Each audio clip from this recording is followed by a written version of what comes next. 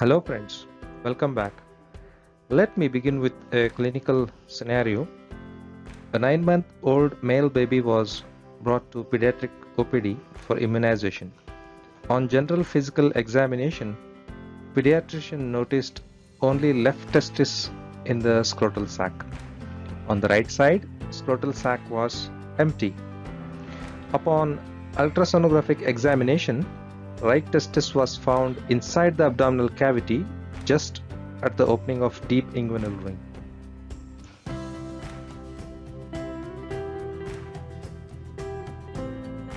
These are the parts of male reproductive system. This is testis, epididymis, vas deferens, which joins with the duct of seminal vesicle to form ejaculatory duct, which opens into prostatic part of urethra, and this is urethra and this is penile urethra. Testis is located outside the abdominal cavity in a bag of skin called scrotum. Let us today learn about gross anatomy of testis. Learning objectives for this session are mentioning the location and external features of testis, enumerating the coverings, describing the structure, briefing the descent of testis, outlining the thermoregulation of testis, and listing few clinical applied aspects. The testis is male gonad. It is homologous with the ovary in the female. It is a mobile organ and lies in each half of the scrotal sac. The functions of the testis include production of spermatozoa and secretion of testosterone.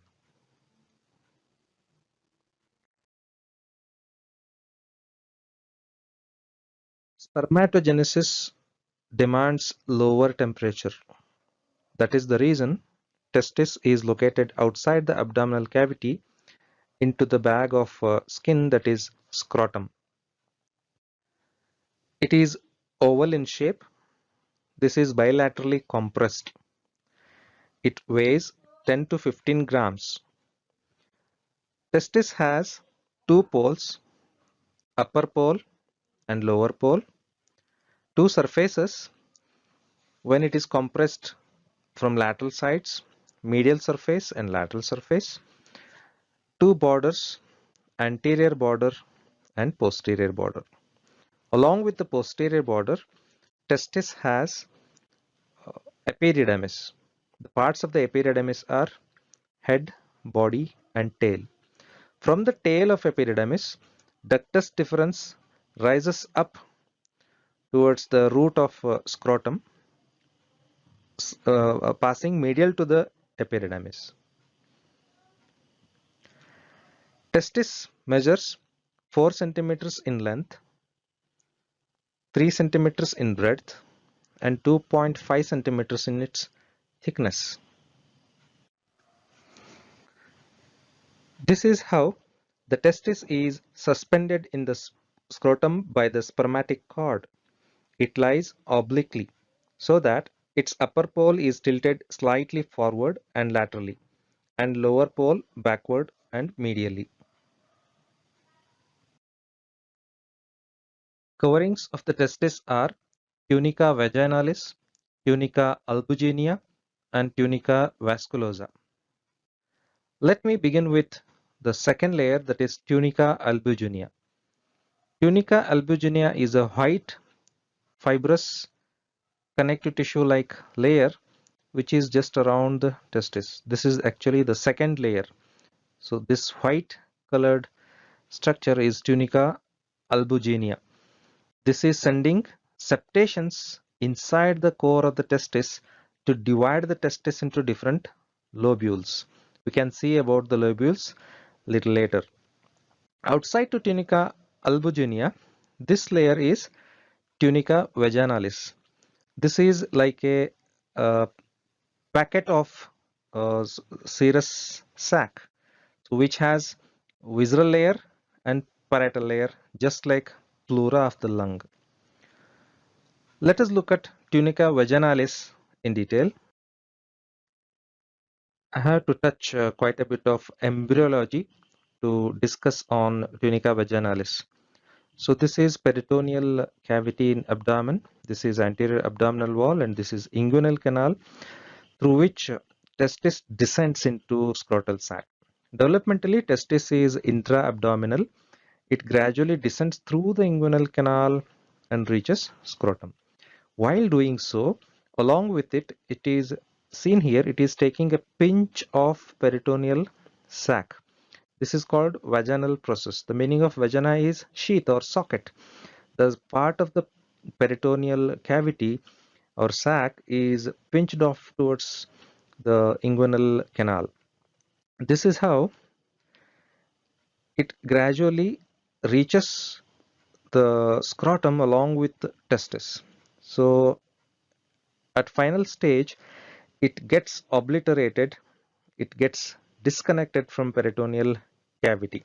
This part of the sac having two layers, having serous fluid inside to it, is along with the testis, along with its anterior border.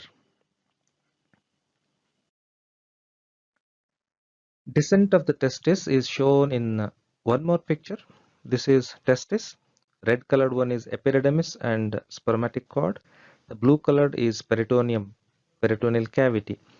This is a scrotal sac towards which testis is being pulled by gubernaculum testis. This is a fibroelastic connective tissue which holds the tail of the epididymis to inner side of the root of or base of scrotum.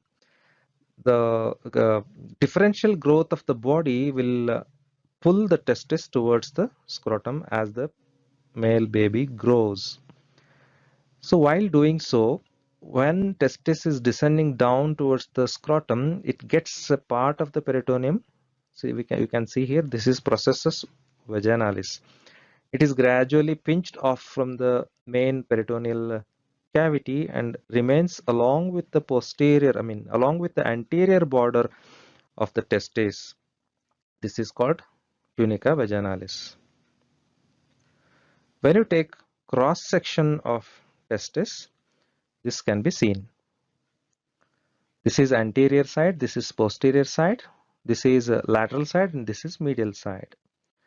You can see the black colored cavity is cavity of tunica vaginalis. It is seen only in the anterior border. This tunica vaginalis extends from upper pole to lower pole and only on the anterior border and also on the medial and lateral surface. It is not existing on the posterior border of the testis. So this is the cavity and it has two layers. Let us look at it in detail in the next slide. The black colored area here represents cavity of tunica vaginalis. This is tunica albuginea, which is a white colored connective tissue layer. Just outside to it, this is visceral layer of tunica vaginalis. The visceral layer of tunica vaginalis continues as parietal layer of tunica vaginalis. Interestingly, here in this section, we should also observe that between epididymis and testis, we find sinus of epididymis. This is extension of the cavity of tunica vaginalis between epididymis and testis. So this is always directed laterally. This helps in identifying the side of the testis looking at this sinus. This is called sinus of epididymis. We can also see on the posterior border there is no extension of cavity of tunica vaginalis or layers of tunica vaginalis. On the posterior border, the tunica albuginea gets thicker and it forms mediastinum testis. So whole of this connective tissue is more here on the posterior border, and tail of the epididymis continues as ductus deferens, which ascends up on the medial side to the epididymis, which can be seen here, that is ductus deferens. In the same picture, we are also observing the third layer which was mentioned, that is tunica vasculosa.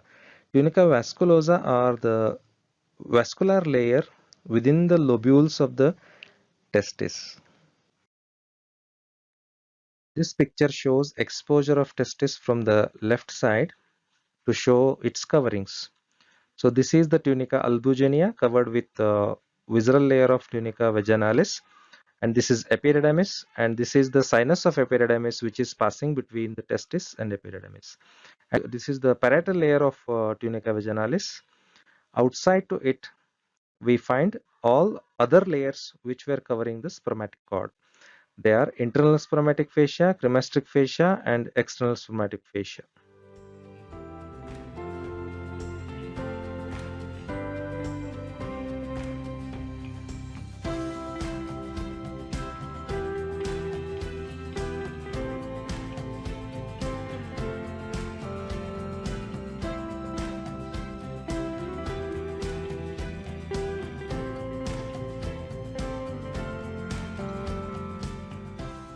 The layer tunica albuginea, which sends septations into the core of the testis, divides the testis into different lobules.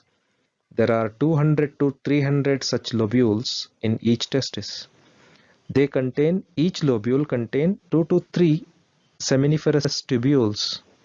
Let us look at them in next picture. These are different lobules of the testis having seminiferous tubules. Seminiferous tubules, 2 to 3 in each lobule, have two ends. Both the ends are open near the mediastinum testis. So it is closely folded loop thrown into the lobule. So both open ends will join straight tubules. The brown color tubes what we see here are straight tubules. Straight tubules join network of tubes which is in the mediastinum testis. It is called rete testis. Near the upper pole of the testis, from the rete testis, there are efferent ductules which will reach the head of the epididymis, and head of the epididymis receives all the secretions from the seminiferous tubules and finally drains into duct of the epididymis, which is single convoluted tubule, and finally which forms tail of the epididymis and continues as vas deferens. Compared to ductus deferens and epididymis, the relations are ductus deferens is medial to the epididymis. Both of them are posterior to the testis.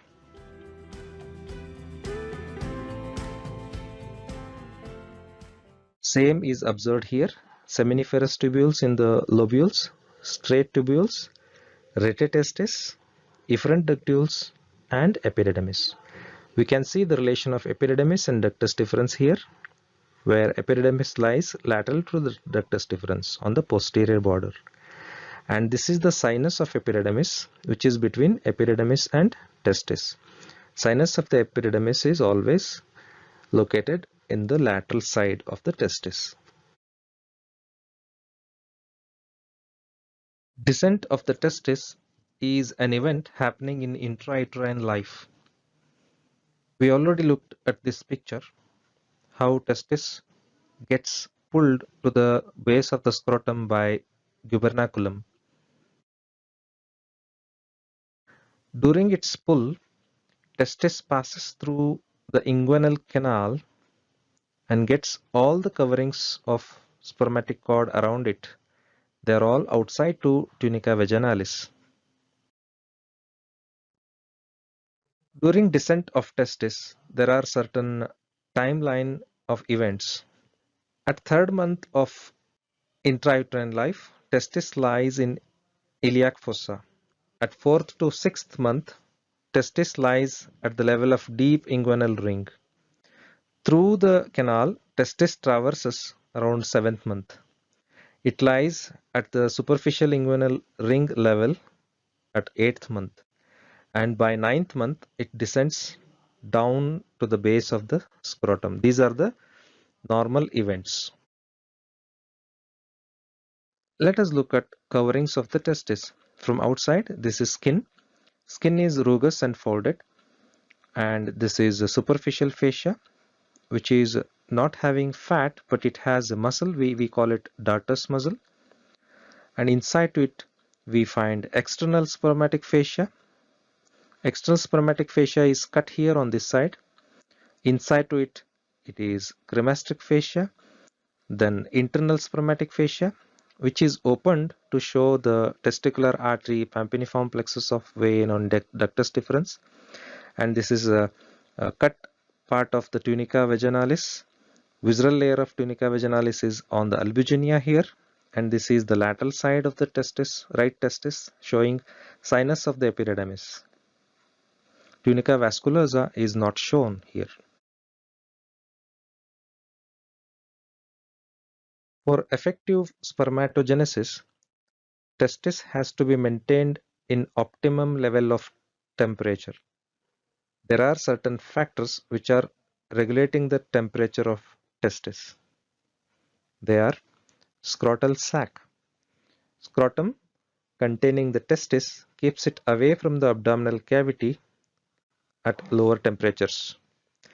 Skin is rugose, which is folded, which helps to hang the testis more downwards during increased temperatures, or whenever temperature is low, the skin can contract and form more rugosities because of the contraction of the dartus muscle, which is in the superficial fascia of scrotal skin. So there is no fat in the superficial fascia, so that will evaporate the temperature or lose the temperature. There is no insulation. Temperature is easily lost from the deeper areas. No fat, and there are more number of sweat glands on the scrotal skin to evaporate and lose the temperature. Dartus muscle is the one which is regulating the position of the testis in the scrotum, whether they're down or pulled up according to the temperature.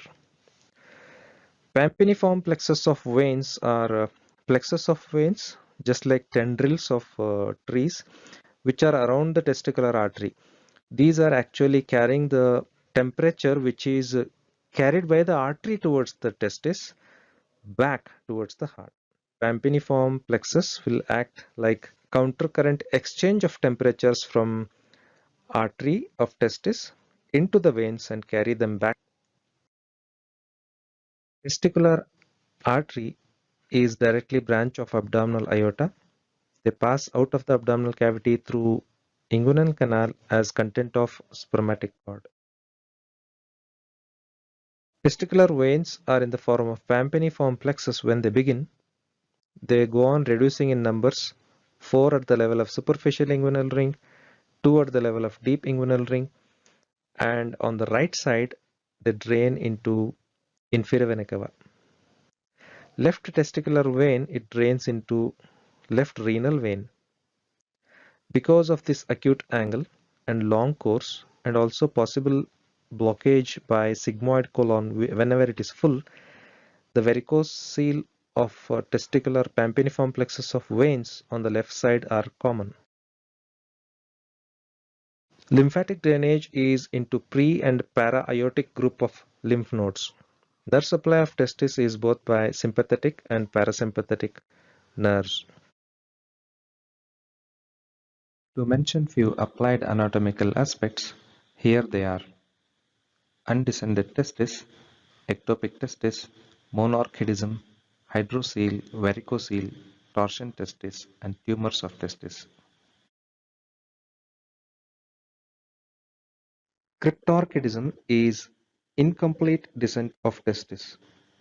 In this condition, during the descent, although the testis travels through the normal path, fails to reach the base of the scrotum. This may be found within the abdominal cavity or within the inguinal canal near the deep inguinal ring or superficial inguinal ring or at the root of the scrotum.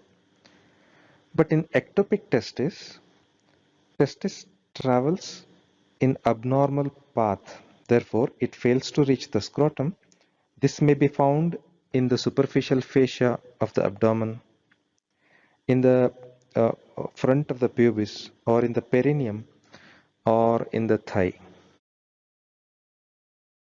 In monorchidism, one-sided undescended testis.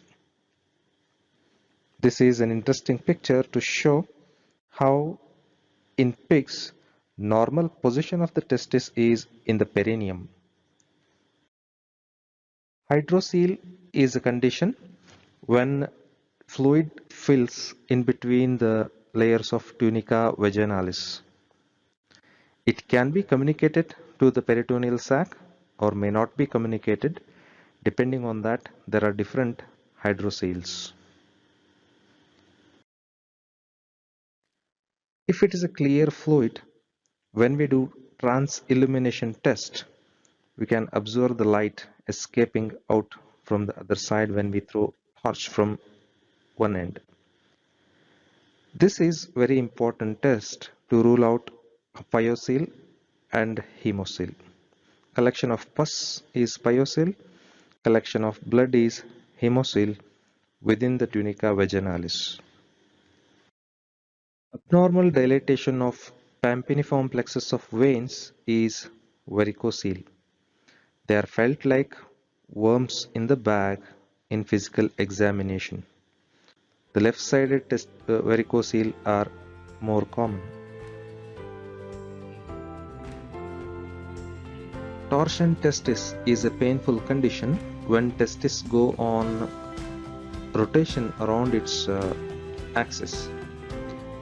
This can block the blood supply and results in painful condition. This is commonly seen in higher temperate zones where scrotal bag is hanging lower down.